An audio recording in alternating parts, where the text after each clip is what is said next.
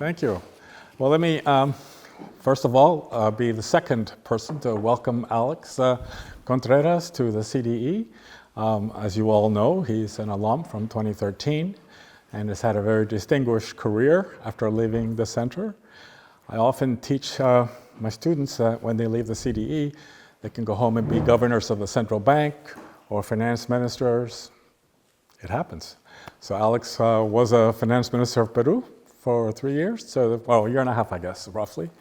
So it's great to have him here and be able to ask him some questions about his experiences, about economics, and so on. Before I start, I'd just like to thank the Per Jacobsson Foundation for their generous support and funding for enabling us to bring people like Alex back. I think this visit has been terrific so far. And I think our students will benefit tremendously from hearing what he has to say. I know I did yesterday when I heard Alex's presentation. So in preparation for this, I made up a list of questions. And I shared them with him, to be fair.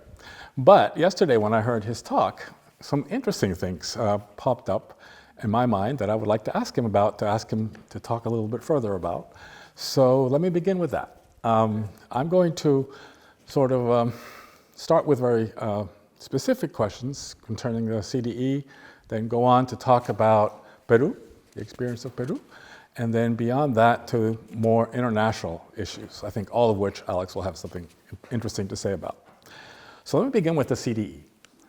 Yesterday, you said in your talk that coming to the CDE was a transformative experience for you, which of course the faculty love to hear. And my understanding from what you said was that it was transformative in the sense that before you came here, you had seen your career as evolving more in a research academic sort of direction. And when you came here, you became more interested in policy. And so fortunately, you kept going in that direction. My question is this. Aside from becoming interested in policy, did your time at the CDE in any way affect the way you thought about policy? And specifically, you know, you had a great quote up on one of your slides yesterday from your boss, I think it was, at one time, that the perfect is the enemy of the possible, right? So what we want to achieve in policy is obviously perfect, but it's not possible, but we want the best possible. So my question is really, did you learn anything about that while you were here that you could later use? And did your views on policy, not just being interested in policy, but the kinds of policy that you were interested in and how you advocated for them, were they affected by your time here at the center? Thank you very much for your question, Professor. Also, it's a pleasure to be here. We had a fantastic conversation yesterday. I enjoyed a lot. And now I will repeat the same. CD was a transformative experience in my life. What you say is true. When I came here, I had a central banker mind, using quantitative models to try to forecast the main macroeconomic variables. But here, I discovered a new world, something that I didn't explore before during the central bank, during my times in the university, that things that are related with the life of people. I learned a lot about education, about cash transfers, and I think I learned a new way how to think about that issue. That was, I felt, very interesting, and I decided also change completely the route of my career. Probably I will be a PhD in some university. Now I am a policymaker. I want to continue being a policymaker. I don't know if in the front office, but maybe in the back office as advisor. And yes, my experience here was fantastic. I learned a lot of all my professors, and many of the things that I learned here, I use in my real life. You know, when you work at the central bank, the benefit of your actions are very relevant. Keep the inflation low, keep the inflation stable. It's an important asset for the country. But you know, when you try to measure the impact, it's difficult to see what you're doing, for example, in terms of jobs, in terms of lives. And that's what I learned here. And that's what I learned when I was first appointed as chief economist, vice minister, then minister. How your actions can impact directly on life of people. See the numbers. 500,000 of enterprise, you save 300,000 of jobs. That's fantastic. That's very rewarding. And that's something that inspired me around all my career. I say that phrase because always, when you're a policymaker, you want to implement the best policy, you want to achieve the best results, but the crisis don't expect. If you react fast, you will have better results. If you wait till have the best model, and I'm happy to be with CDE fellows, with fantastic policymakers. I'm sure that here, probably new Minister of Finance, Ministers of Agriculture, probably central bankers. And that's my main advice. Always study a lot, learn a lot. This is a fantastic institution, but also try to take fast decisions. Don't expect for the perfect model, for the perfect information, and always act in a very intuitive way. Feel in what you see. And I think the best thing that I learned from my origins, what I learned around my whole life was always be a hard worker. And here in CDE, I also to be not just a hard worker guy, also a problem solver. That was what I said yesterday. Yeah, okay. Thank you. I forgot to say one thing before we started. This is a conversation, and it's not a conversation just between Alex and me, but if you would like to, at any point as we talk, ask questions, please raise your hand and we'll recognize you, and you can be part of the conversation as well, okay? Tom. Alex had told me a story last night about the how he played an important role in helping Peru come to grips with the COVID crisis. And that was a great example of quick action rather than the perfect answer, it seemed to me. If you agree, Alex, you might tell that briefly, just to illustrate the importance of getting through something. Sure, Tom. Thank you for that question. It transported me probably to the hardest time in my career. As I mentioned yesterday, the COVID-19 was a dramatic crisis in Peru, and we had to face it. We had to design the economic plan to respond to this dramatic shock very fast. I put some examples. We designed a cash transfer program in just 5 days. We designed the first quantitative easing measure in coordination with central bank in less than 3 weeks. And you don't know. One of the main lessons is the importance of strong institutions. Having a good central bank, a strong Ministry of Finance is very important. And sometimes you don't know. Probably this just happened in crisis scenarios that you have to assume more proactive roles. For example, when the pandemic, when we had the first positive case of COVID-19, after 2 days we had to develop the first model to forecast the pandemic. I never learned that. I was not an epidemiologist. We were full of economists with experience in macroeconometrics. But we had to read papers very soon. Even I told Tom, I remember my times coding, because during a crisis, you have to work.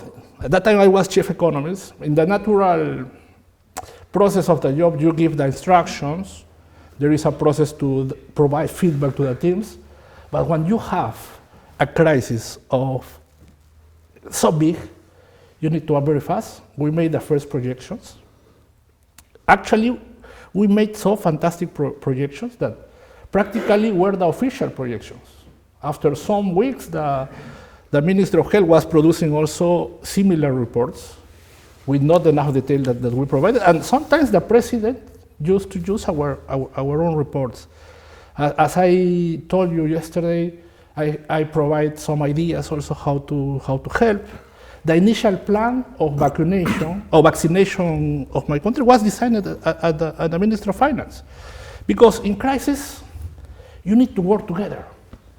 We are a whole team. You cannot compete with other ministries. You need to help. And for me, that experience was, I'm not going to use traumatic experience. It was a hard experience. I learned valuable lessons of that. But again, the institutions are very important, and the fast response are very relevant, especially during crisis time. And pandemic was one of the worst crises that we face. As I said yesterday, I was in charge to provide recommendations about the reopening of the economy strategy. With the change of government, I was in charge also.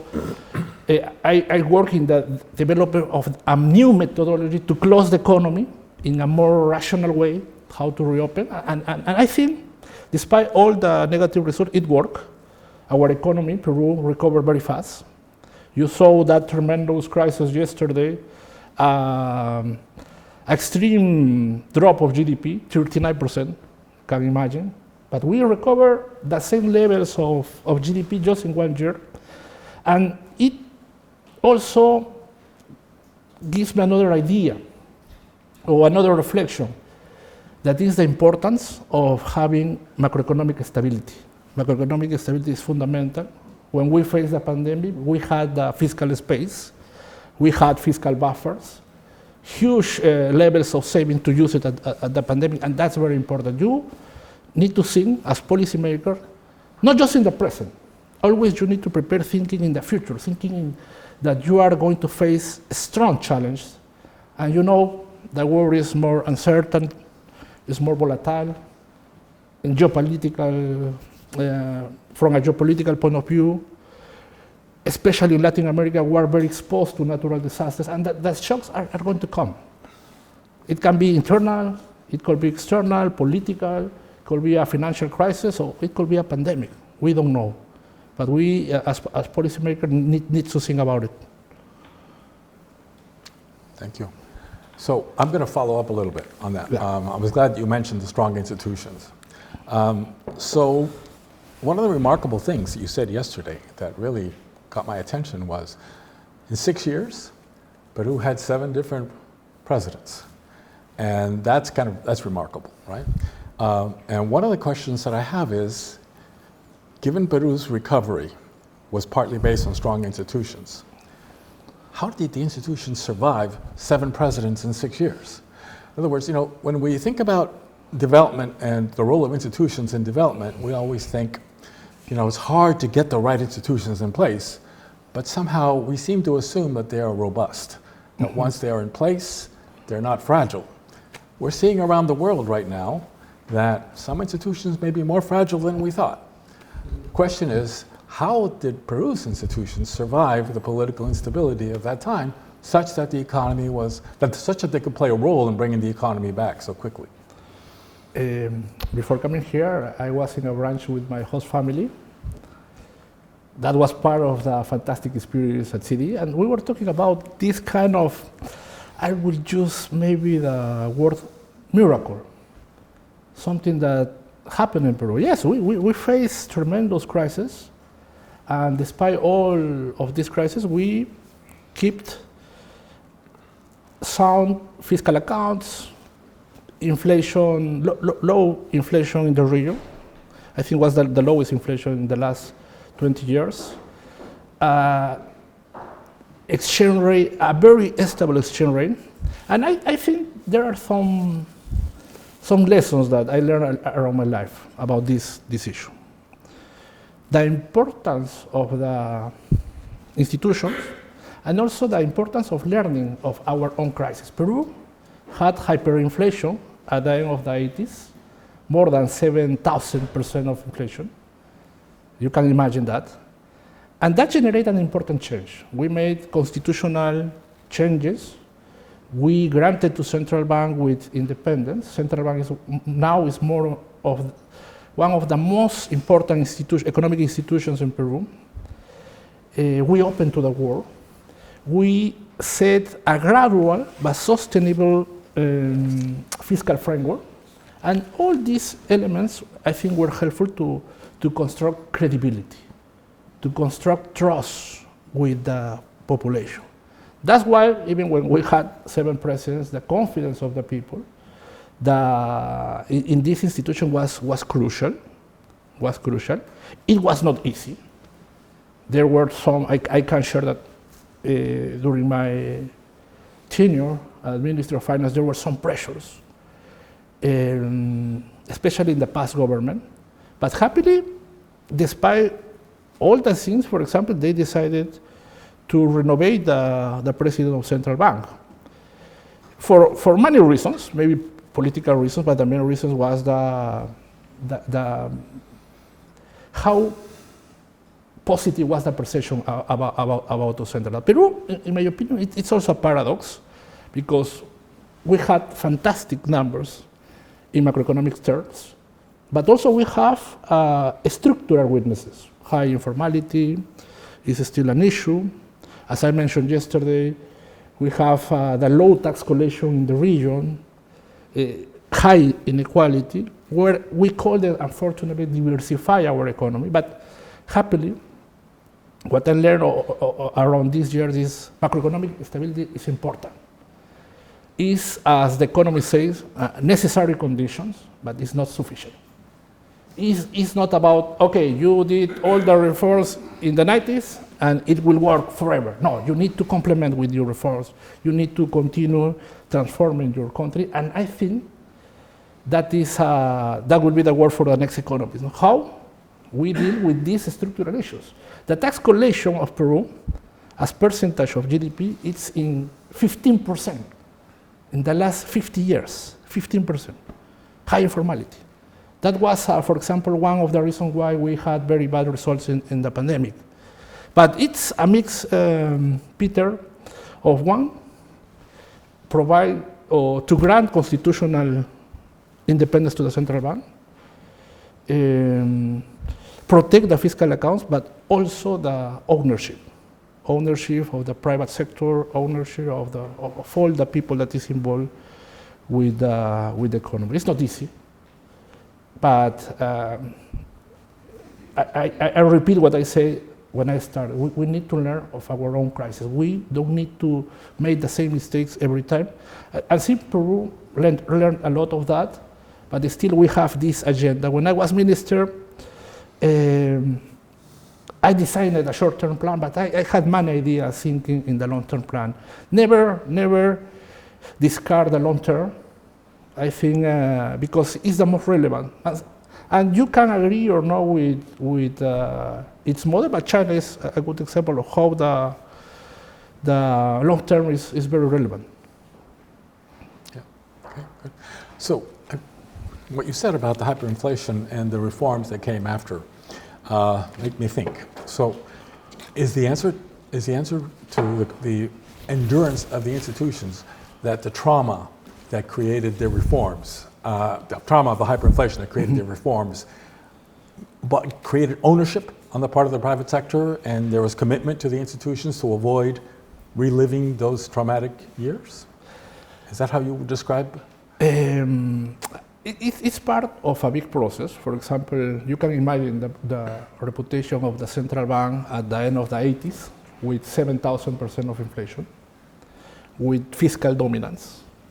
At that time, the central bank used to finance the fiscal deficit.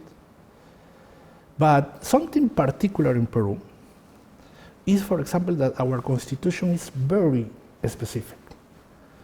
We had a lot of details, a lot of prohibition, specific prohibitions that I think, even when it could affect the flexibility of the monetary policy, it allows us to protect this important pillar of our economy from the politicians. I think that is the correct way how to do it. And also, it's not just about legal framework. It's also about how you construct strong institutions. Central Bank has the best economies of Peru.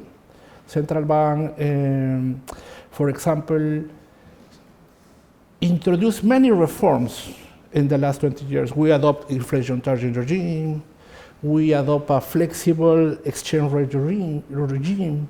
We accumulate international reserves with a preventive goal. And the central bank has had the capacity to reinvent itself around these last 20 years. I spent almost 13 years of my career at central bank, and I can say from inside how difficult was that. Mm-hmm. Okay. So, two things. One is, I love hearing you talk about macroeconomic stability because, of course, that's what I tell those guys how important it is for class. And I'm glad to hear you say it's not sufficient because that's also what we emphasize. This takes a lot more than macro stability to have growth and development. I wanted to ask you another question. Because you have said you've been 13 years at the central bank and then the ministry, so you must have had many opportunities to sit across the table from the IMF missions and to work with the IMF missions. Now, in almost all the countries represented here, the IMF obviously plays a big role in macroeconomic policy formation. Can you say some words about your experiences dealing with the IMF, positive and negative? How did you find that what did they know about Peru that you're glad they knew? What did they not know that you wish they did know? Or how did that go? I think that IMF improved a lot in the last 20 years. It's less distant than, for example, in the 90s. Now also its agenda increased. I think that now the IMF is not paying attention just to fiscal stability. They are looking at, for example, the growth. They are, for example, talking about economic resilience. They are talking about, for example, new topics, the inequality, gender, climate change. This is something important, and in my relation, I think I had a mixed relationship with the IMF. I still feel a little bit distance with the region, with the specific country, because it's very common. They travel to my country by 2 weeks. They prepare a report, the article for a report. They try to get information. But I think something that could improve was to be on the ground. Try to maintain a more close relationship with authorities, with the private sector. I think it could be provide additional information. But my general impression is that IMF improved a lot. I like this more this IMF. I don't know if Olivier Blanchard had a crucial role on that, but I love the way how the IMF responded during the financial crisis, how they reinvent itself, and how they are trying to be more in touch with IDB, with the World Bank. I think that is the role of the multilateral institutions. Think beyond the fiscal stability. Fiscal stability is good, but there are structural issues that we need to work. I could say that, Peter. I don't know if I answered your question. No, you did very well. No, that's very good. Thank you. So now that you mentioned the multilateral banks and so on, so you are now an alternate executive director at the IDB? Yes. Yes. Right. And you've been in that position for how long? 1 year and 3 months. Okay. Can you say something? So we have the IDB, of course, for Latin America. We have the Asian Development Bank, the African Development Bank. What do you see as the role of these regional development banks vis-a-vis, say, the World Bank and the IMF? I say something yesterday in my presentation, never stop to learn. I'm learning a lot in the world of multilaterals. I have also some critics, because, you know, if you calculate what is the percentage of the budget that is financed by the World Bank, it's small, less than 5% of the budget. The financing, the development is important, but it has limits.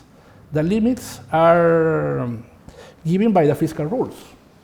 The fiscal space is not big in Latin America, but something that I think is the main role are two roles. One, multilateral institutions are a bank of knowledge. They know what is happening on the ground, but also they can act more actively like reform enablers, because they have the knowledge, they have the contacts, and also thinking in the development. This is something that I learned here. Think about the development. I used to think about DG models, about, for example, how to reduce the standard deviation, standard error of the projections. But here I started to learn about development. And something that is very crucial, I think, for the next year is the role of the private sector. If the government has not enough fiscal space, there is a huge space at the private sector. So the multilaterals, through IFC, in the case of IDB, through the IDB Invest, can help to the countries through helping to the private sector. There are not that huge limits. It's not the same like in the public sector, and I think that should be the proactive role. And in the case of IDB, I cannot talk officially in the sense that I don't represent the administration. I'm the alternative executive director representing the interests of Peru and Colombia chair. But I can say that at this point, IDB is doing fantastic reforms. We are trying to generate more impact. We call this strategy Impact Plus. And it's not about provide money. It's to provide money, help the countries to do very good projects. It's about to help the private sector how to create more prosperity for the people. I have very nice examples. After the pandemic, we had a new airport that was in process of construction. Without the support of IDB Invest, that project wouldn't be a reality. Now it's a fantastic airport. It's generating more tourism. It's very easy to exit to reach to Peru. You can go, please go. And that's why I'm talking about having a more international institution compromise with create more knowledge, be more close with the country, but also trying to help to the private sector. But how specifically would they help the private sector? Is it lending directly to the private sector, or providing, information, persuading the government to give more scope to the private sector? How do you help the private sector? It's a mix. I think it's a mix. I learned many new words at IDB. Actually, we have a special, we know this language, Yiddish. And yes, it's related with that. Provide resources to private sector, be a specific partner, because if you have an investment project, you have a PPP, if you see that multilateral is investing, 1 million, 5 million, you have better information. It's more attractive than investing because that multilateral institutions have high standards. They have better governance. They will take care about that resources. In that, I think in that sense, it should be the collaboration.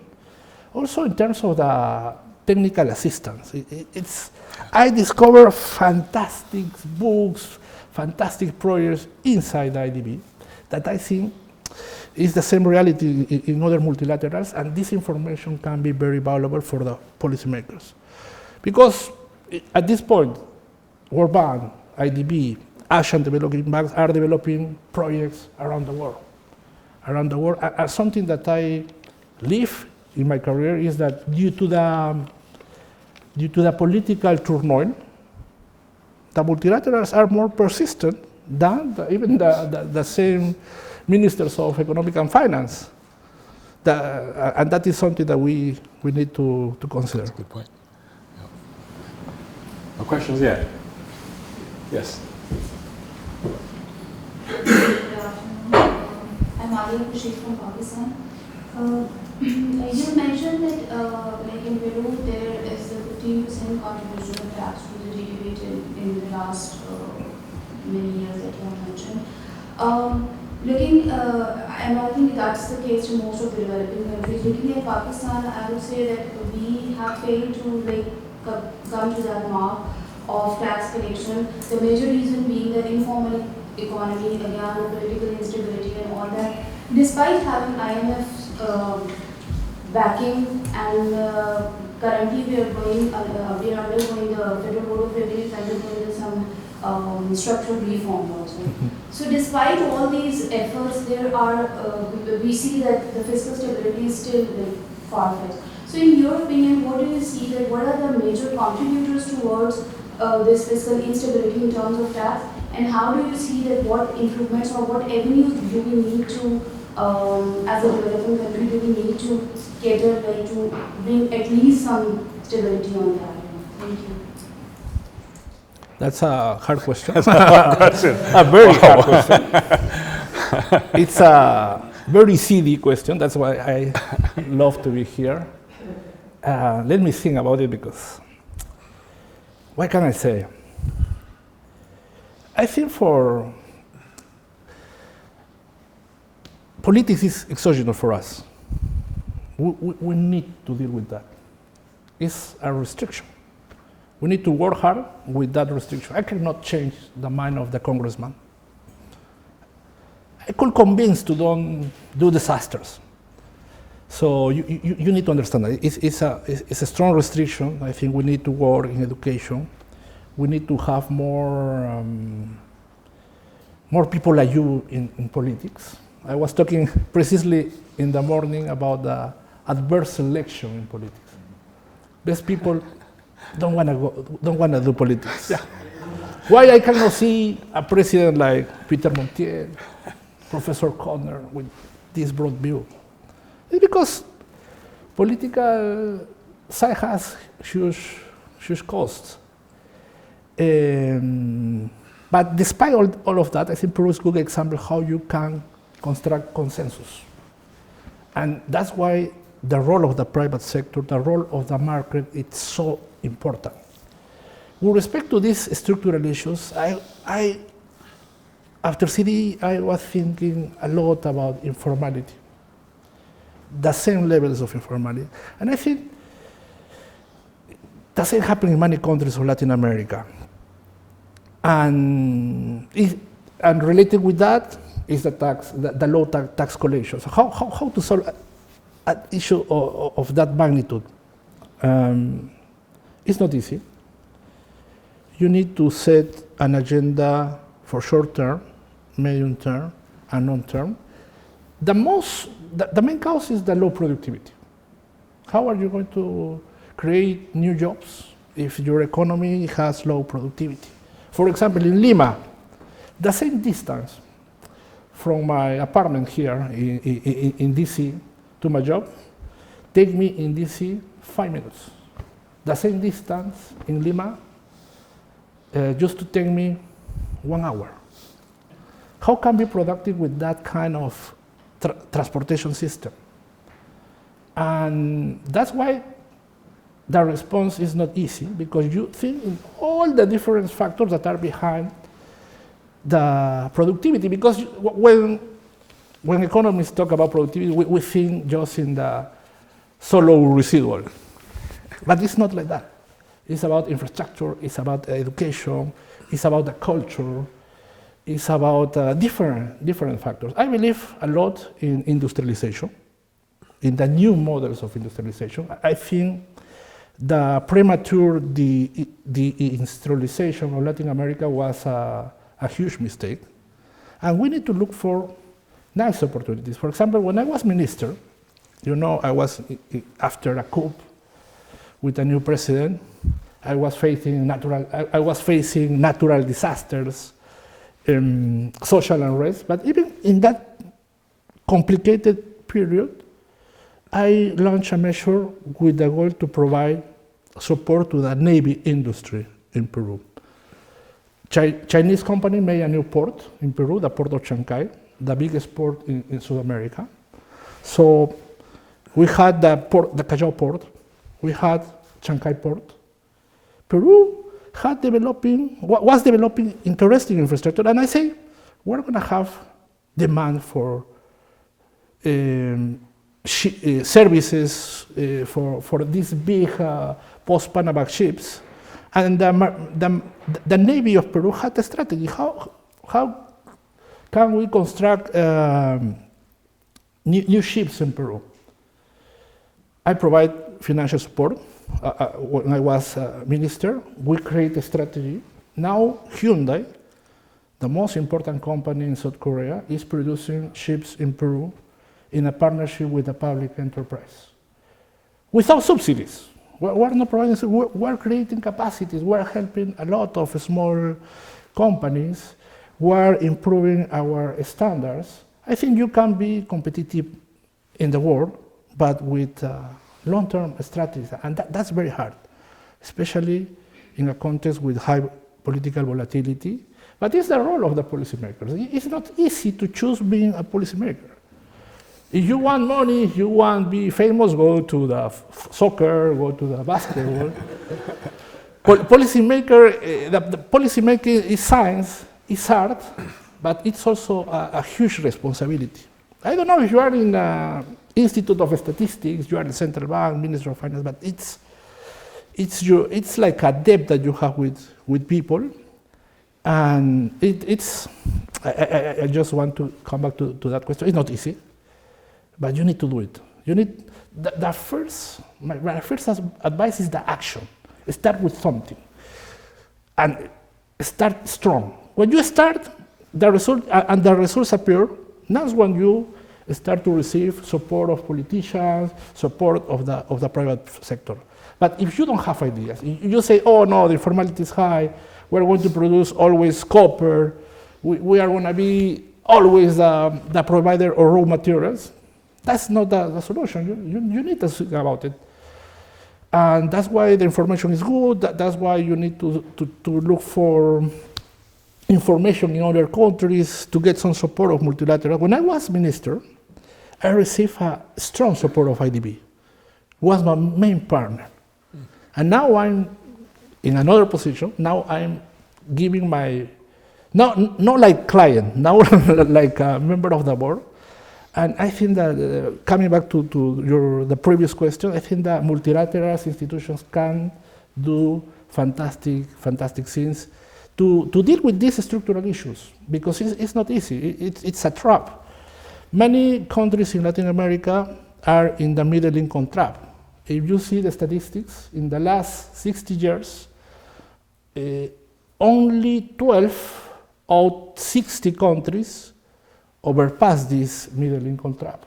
And Africa has its own trap, and the same probably is happening in other countries in Asia, and that's the challenge, and that's why probably you are here.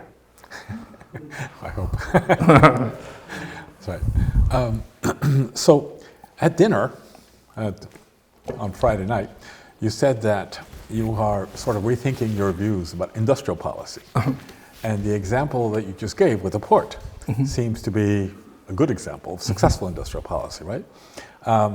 So I also said today that macro stability is necessary but not sufficient. So given a stable macro environment, the right industrial policies perhaps can be what we need to push development, right? How do you identify them? I mean, I realize lots of information, you got to get input, look at experiences elsewhere. But how does one choose what to push, what to support? I think Peru is an additional case study with respect to that. I have what I think is a very good example, the agricultural sector. 20 years ago, Peru didn't produce grapes, mangoes, blueberry, and many other products that now Peru is a power in the world. You see the ranking, Peru is top 2 in avocados, top 1 in blueberry. And what happened? How Peru convert in a power in agricultural sector? Was a mix of measures, tax incentives, low income taxes for almost 20 years, but tax benefits are not enough. The development of infrastructure, that was another factor. Without water, you cannot have good agriculture. And an additional factor was, for example, the macroeconomic stability. If you have a stable exchange rate, you can attract more investors. We create an institution called SENASA that set very strict regulation for agricultural products. So you had this mix, good regulation, infrastructure, funding, and that was a really big successful case with respect to that. It's not just about one thing, it's a mix of different tools, and that's the reason, in my opinion, it's very important, the coordination between different ministries. For example, in that case, the production ministry, the agricultural ministry, the Minister of Finance work together. And it's a good example now how you can develop a new industrial policy with successful results. You know, there is a city in the south of Peru called Ica. Ica was a desert. The only touristic attractive was a very beautiful oasis called Huacachina. But now you travel to Ica and it's full of grapes. It's a fantastic valley. What happened? A combination of good policies with also the commitment of the private sector. I think it's possible. And I saw similar conditions in the case of the navy industry. But you need to take action. That's what I said before. Yeah, right. Good. So you mentioned the role of the Chinese in the port, and you had also mentioned, I think the other day, about Peru's commercial relations with China. Something like, say, large proportion of exports go to China. So, I mean, technically, the title of this talk is supposed to be The Future Economic Policy Making in Latin America. We talked a lot about that already, but I'm curious about how you see the role of China now, because obviously it's true in Africa, it's true all over the world, right? That's true. What is the perception? And there's, I guess, various aspects of it. One is, of course, FDI, like you just mentioned. Another is as a destination for the exports of the region. But a third also is financial, right? I mean, Chinese lending and the implications that has for resolving debt problems. Do you have some reflections on the role of China in future policy making in Latin America? That's a tough question also. But I think that the role of China was very important for Latin America because you mentioned FDI. For example, in Peru, the main mine companies are Chinese. They just to inaugurate a new port. They are providing financing to the development of new projects, not just in Peru, in Brazil, in Colombia. The Asian Development Bank is more active. Actually, the president is from Brazil, the former. And I think China had a positive role in a context when other important blocs didn't pay attention to Latin America. I think that was the positive part.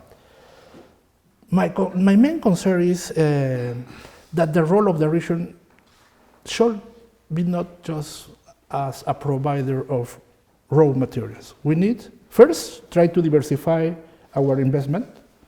It's very dangerous thinking in risk, just depending too much from one country.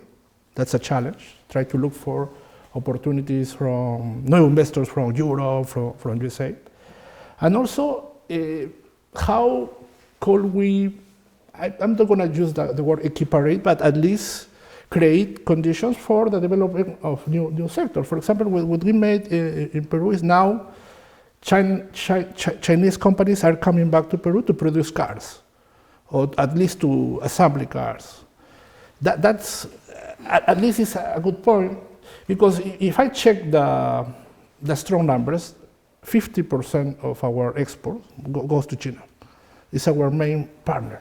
And the same situation is happening in the rest of the country. I think it's opportunity, but also it's kind of risk that the policymakers needs to use the advantage of have access to big market, but also trying to think about the risk of diversification of the FDI, and the risk also of the extreme dependency of some sector. That's very, very difficult. It's possible to create an agenda, but that's the role of the policymakers. And the same, I think, is happening in Pakistan. I was in Pakistan some years ago, and I saw the importance of the Chinese investment. And the same is happening in Colombia, in many parts of Latin America and the Caribbean. And again, we could learn a lot about the Chinese model, in the sense of how to think in the long term, how to create an agenda in the long. That's sad, because most part of the countries don't have plans thinking more than 5 years in the best scenario. And I think that is going to be the next challenge. In my case, when I was minister, I used to go to roadshows looking for new investors, but let me be honest, other countries are not that interested in Latin America. And that's sad, because Latin America has a huge potential. I think has the natural resources, has the people, has many conditions to create better economic conditions for population. But that's the main challenge of the next policymakers. Okay. What about lending? Has China played much of a role in lending, say, to the public sector in Peru, for example? Happily, we had fiscal buffers. We didn't have too much dependence on the finance of Chinese as other countries. We have access to the international markets. It's easy. You, for example, can go to New York, to London. But it's not the same situation in other countries in Latin America. They are more dependent on China. And what I say, that dependence, it's opportunity, but also it's a risk that you need to manage, especially in hard times. But still, I think we call, in the case of Peru, let me give you an example. We have a free trade agreement between USA and China. So always we try to keep it in the middle, because for us, both markers are very important. But you know that geopolitical situation always is a main factor in the development of our countries. Yes. Well, that actually gets me to. Any more questions here from the? Yes. Okay. Thank you. I'm Raisa from Cameroon. Your Excellency, I would like to know if, as a policymaker, you ever experienced failure in your drawing. Did you ever design a policy which unfortunately didn't give you or produce expected outcomes? And if yes, how did you manage that kind of challenge? And I would like to know what's your definition of a good policymaker. Thank you. Oh, that's adorable. This is the CDE. There you go. That's a good question. Can you provide me a notebook, please? Great question. Well, great question. Yes, the first is I had many failures during my career. It's part of the action. If you do things, you're going to have failures. That happens, but you need to accept it, and you need to correct it, especially in crisis scenarios. For example, I had a fantastic plan during my stance as the Minister of Finance. We had to respond to the crisis, but I was preparing a fantastic plan, thinking in the long term, because now that after 1 year the situation was improving, so I found a fantastic space to implement new measures, thinking in informality, thinking how develop new sectors, how to try to diversify. And 2 days later, I resigned to the Ministry of Finance, of Economic Finance. And that things happens, and that's why I learned that short term is very short term in policy making. And I used to say to my team, hey guys, my expectancy of life as minister is 3 months. That was the average before I was appointed as minister. 3 months, so let's prepare this plan, let's do it fast. Happily, I spent more than 1 year. That was, as I say, the longest period, considering that times. And during that time, we made many failures, many mistakes, but we corrected.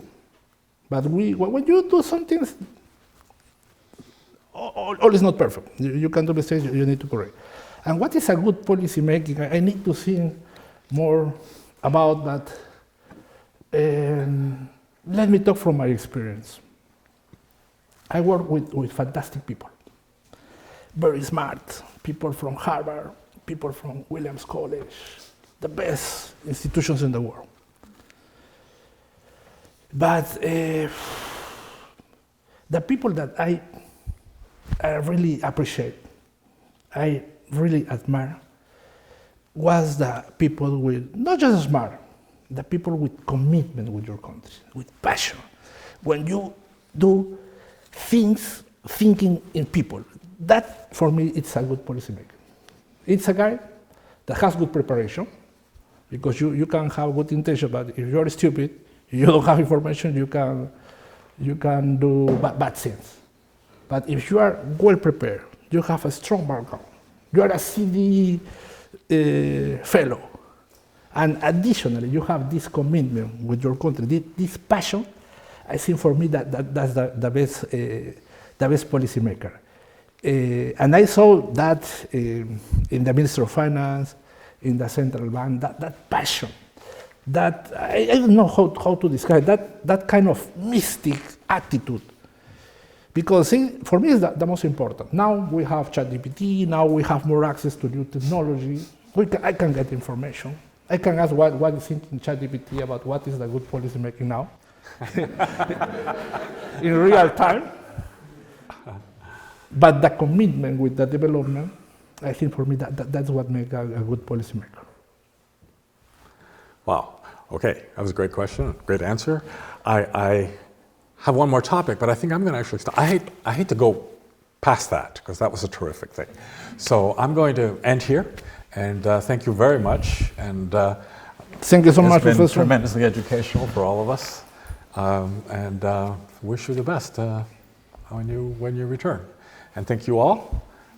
Thank you for the great questions, and I guess we'll close here. So. Thank you. Thank you.